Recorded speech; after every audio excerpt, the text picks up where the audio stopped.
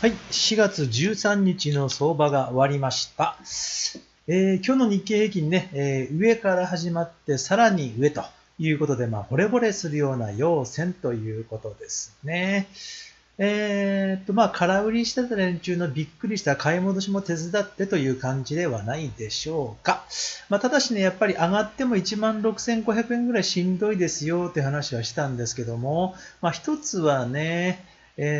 この週足の下向きの13週移動平均線が歯向かってきますよというのと、もう一つは一目均衡表の雲がピタッとあってね、今日はこの雲のところで止まりましたという展開になりました。明日以降どうなるのかなということでしょうね。